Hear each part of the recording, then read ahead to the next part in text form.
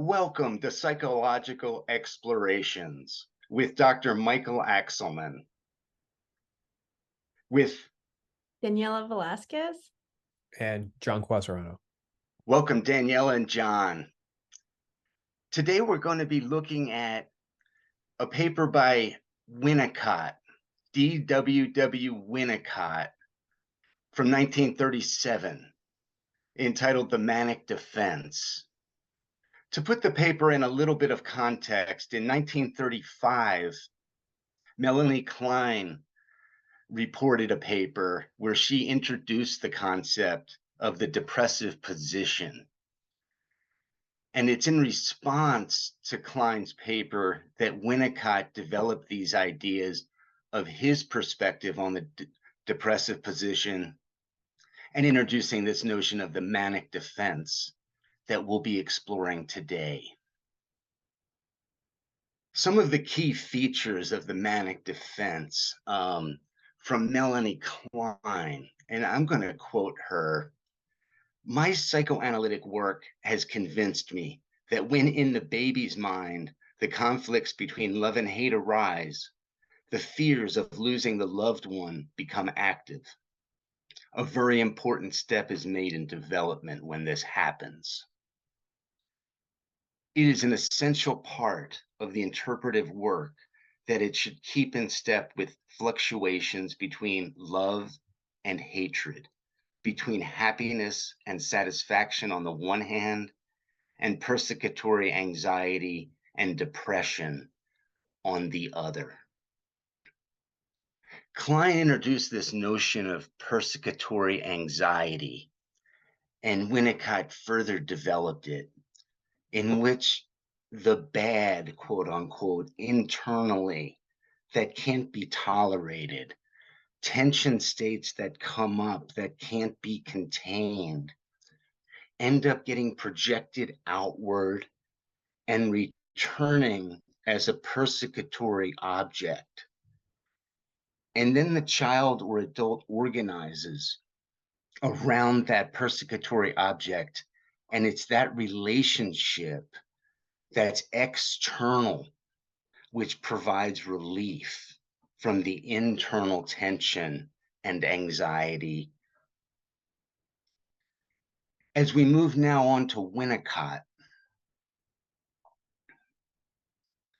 Winnicott proposes a theory of development with respect to inner reality.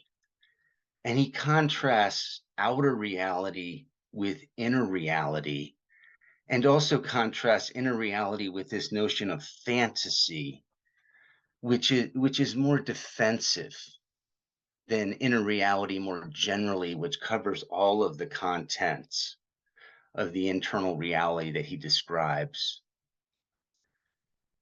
So we begin in these more autistic kind of states that slowly integrate and move into what Klein and Winnicott refer to as this paranoid position, a paranoid schizoid position, which is characterized by black and white thinking and the creation of persecutory objects, which provides relief through this projective process, projective identification, it's also referred as.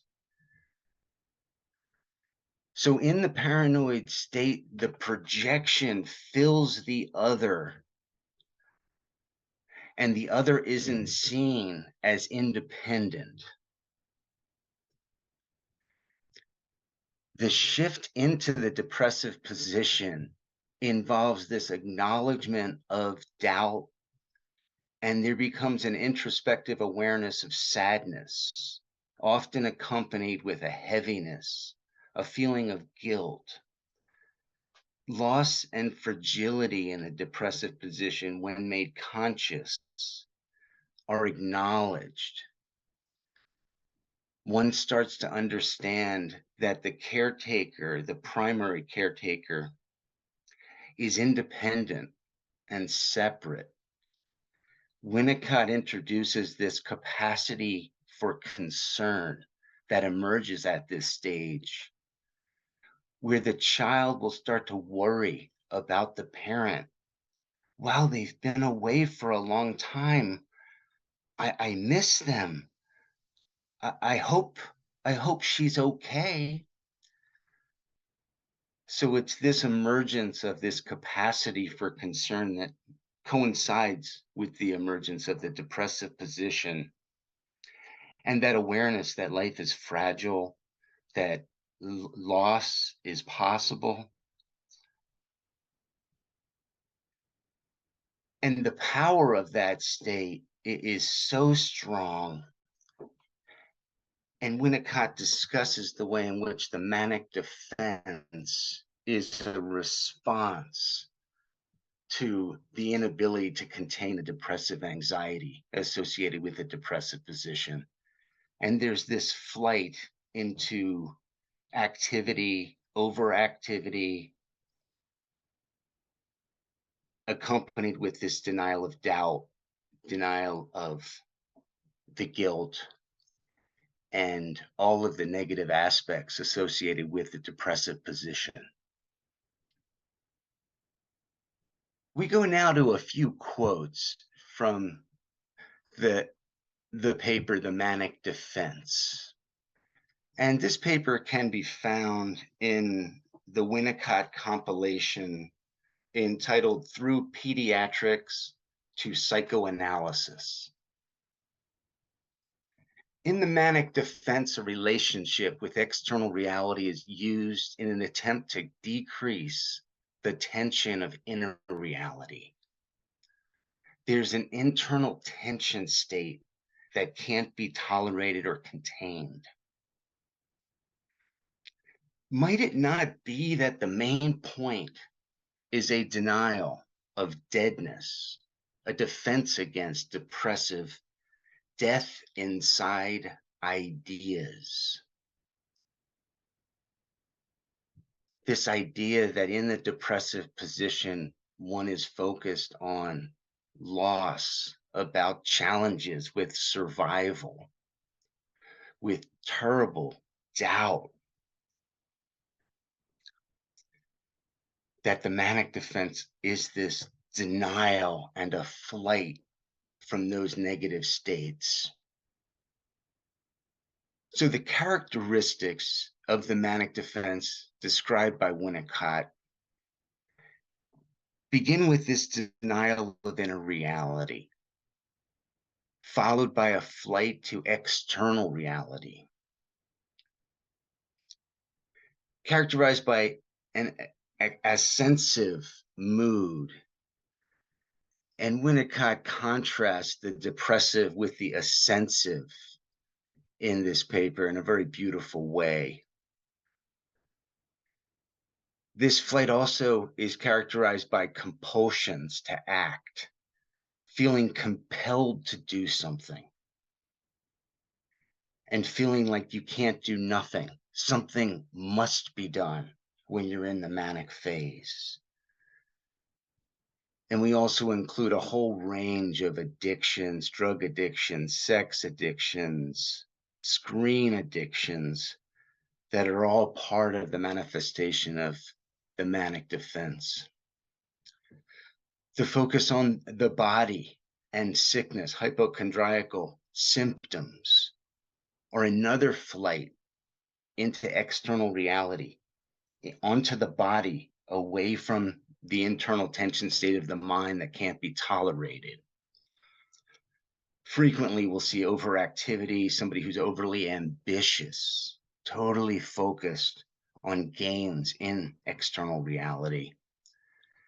And Melanie Klein has this interesting quote related to the highly ambitious person, in spite of all of his successes, always remains dissatisfied, in the same way as a greedy baby is never satisfied. So in addition to this flight to external reality, there is a holding of people in inner reality in what Winnicott refers to as suspended animation. And in that way, the inner reality is under the omnipotent cognitive control of the child. And they hold the internal objects fiercely in a way that matches their expectation, and it impacts how they see these other people in external reality because of being held in suspended animation. So you might have a father of a child who exits a home and doesn't show care for a child, but the child will preserve that internal object as kind of all caring, all perfect, idealized object in the absence. And this would be an example of the way that an object is kept in suspended animation through this omnipotent cognitive control. This is the way the manic defense is expressed in the internal reality as conceptualized by Winnicott. And this is including also this denial of the sensation of depression, denial of the heaviness, the sluggishness in the body, the tiredness, the feeling of that gets denied. And the accent is put on just the opposite. He refers to it as ascensive, the flight from the depressive.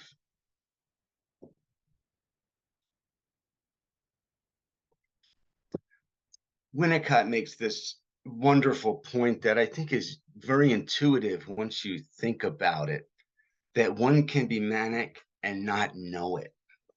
And in fact, the state is not available to introspection. I quote Winnicott from his paper, "By the very nature of the manic defense, we should be unable to know it directly by introspection at the moment when that defense is operative."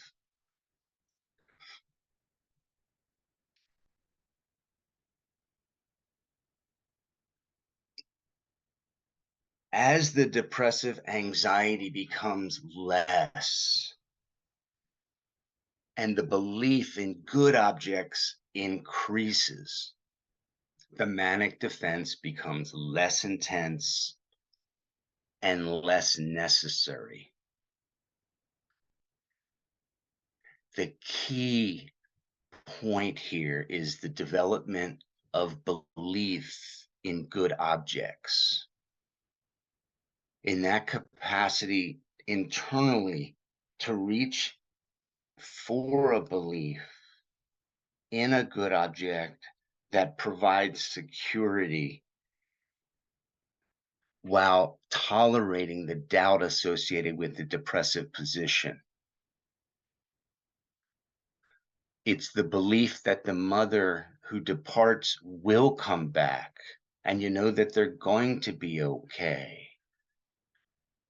And you're able to hold that good belief in the absence of the parent. So we're trying to find that center point where there is grounding and alignment, and the swinging from the depressive to the manic and from the manic to depressive. Those swings become minimized as one gets closer to understanding their true experience and accepting that and not making flight from it. Winnicott offers much case material in this paper, and we're going to just look at one of the cases that he presents, the case of 5-year-old Billy, who's the only child of estranged parents. And he's presenting with stealing and kind of a pre-delinquent profile, according to the early assessment of him. In the first play phase that is referred to in the treatment, the child is dysregulated kind of session after session. And he describes one of these early meetings where they're playing with pirates and boats and the wild attacks on pirates. He's tremendously excited at the end of this particular session. And when he exits the room, Winnicott senses that he's still totally caught up in the energy and the excitement and the manic excitement of the play. And he gets on the elevator and he forgets to get off at the lobby floor, goes all the way down to the basement and gets off at the basement. And he was scared. He didn't recognize anything. Fortunately, Winnicott was able to be aware of this, and he went down and met with the child, and then they came up together. And I think that was a very important reparative phase where he was actually able to see Winnicott becoming that good object and caring for him through this engagement outside of the frame of the session. The next phase is kind of two parts, where the depression is getting acknowledged in the beginning phase. It's starting, the child's understanding the sense of ambivalence that they have with respect to the mother, and the feelings of sadness and hopelessness are starting to be expressed in the room. With the arrival of sadness, the restitution of constructive play first becomes possible. So the child is now able to move into what Winnicott refers to as constructive play, rather than the manic, chaotic phase that we talked about in the first phase. So as that depression and ambivalence starts to come through, the child responds to that through obsessionality, through overthinking, through over planning. So in the play, in the way to deal with the depressive anxiety that's brought up by the pirate and the attack and the persecutory objects that are coming at him, is to develop the proper weaponry, to have the right lifeboat, to have all of these protective mechanisms that are there. So the child in the play starts to obsess about ways to protect themselves in the future. And this is the first move into working with the good object in a constructive way, working together. In the final integrative phase, there's a lessening of the persecutory anxiety, the pirates having in the past given constant and serious trouble, a becoming of good of bad objects is seen in the play, and the sea, which used to be teeming with crocodiles and almost entirely bad, is now calm, and they're coasting on the sea and having this pleasant outing, and the persecutory objects are not part of the play anymore. The new object relations, especially shown in the new inclusion of a good object in the shape of a little girl saved from the sea and made happy. So the outcome was positive. The persecutory objects did not prevail. The child was able to reach towards the belief in good objects at this phase in the treatment as they were concluding their work.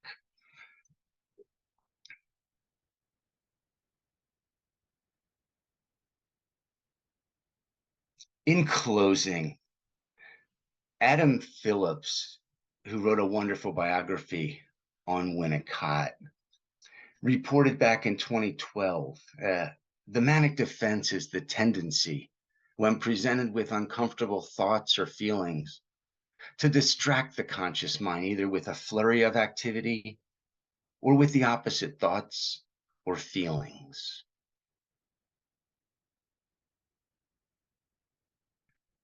This is the end of part 1. We will be moving into part 2, where we'll discuss the application of the manic defense towards contemporary society, issues with schools and youth, society, and culture.